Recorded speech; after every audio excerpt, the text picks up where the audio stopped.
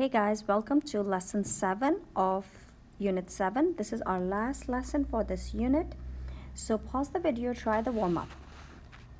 The warm-up says if f of x equals 7 sine square x, find the second derivative of pi over 2.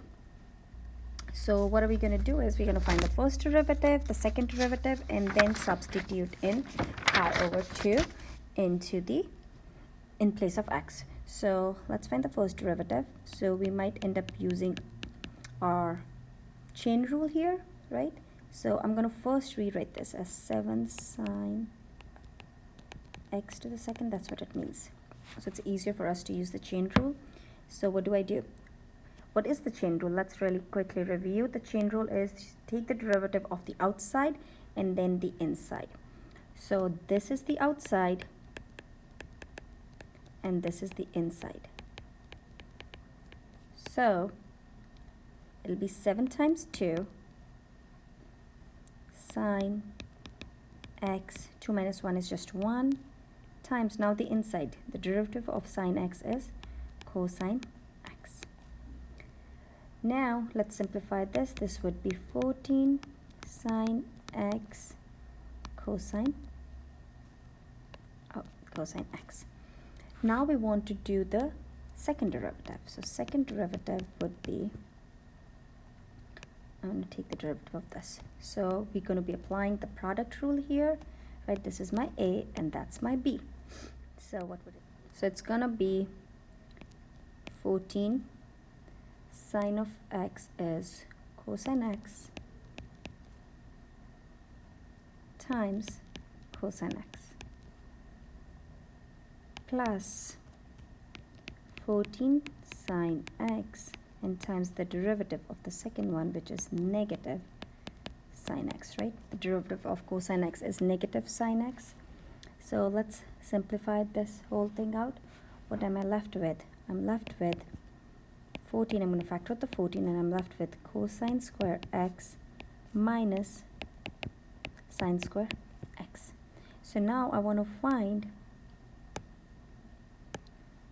f double prime of pi over 2. Oops. Hold on. That's it. So pi over 2. I just wanted to write pi over 2 equals. So wherever you see x, you're going to substitute in pi over 2. Pi over 2. So what's cosine of pi over 2?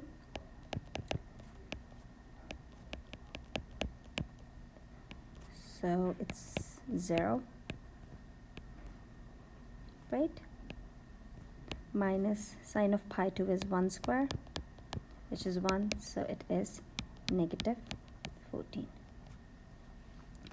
So now, okay, so now what if we needed to use the chain rule more than once? So that's what we're going to be doing in these questions. Use the chain rule over and over again. Again, we work from outside in, so be careful of that. So the derivative of this would be, so before I even go into this question, can I rewrite this as cosine 5x, and then I'm going to do the hot brackets, cube, so that way it's easier for you to see it. So now I'm going to do the outside first. So it would be what? 3, this is my inside. I'm not going to touch my inside. I'm going to keep my inside as it is, and just want to keep the same parentheses. That's the bracket and that was parentheses. So square times, now we're going to do, that's my inside. What's the derivative of cosine? It's negative sine of 5x. Now there's another inside. Do we see this? 5x. And now we're going to do the derivative of 5x, which is just 5. So we had to do it a few times. And now let's simplify it. It'll be negative 15 cosine square 5x sine 5x. And that's what it is. So we use the chain rule more than once, right? So the next one, again, we're going to do the outside in if you're using the chain rule, right? So the derivative of this is, So I'm going to bring the 4 in the front. I'm going to write the inside as it is. I'm not going to do anything to my inside. Plus 5, and 4 minus 1 is 3. And now I'm going to start working with the inside. So I'm going to do this whole inside, which is what? This would be 2 times a half, right? 2 times, because square root is a half. I'm going to write everything. And then this would be 3x minus 1. A half minus a 1 is a negative half, and a derivative of a constant is 0. So this is what I'm left with. And now the inside of this, I did this whole thing. Now I'm going to do just the inside of the radical, which is times 3. Right? So now all we need to do is simplify this. This will cancel out, and what am I left with?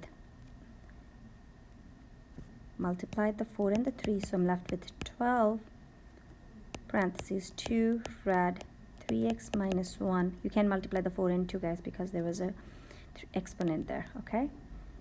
Plus 5 cube, and I can bring this as a negative exponent. I can bring that in the denominator, square root of 3x minus 1. And that's my answer. So this is how you're going to be using the same idea of the chain rule, but you're going to use it more than once.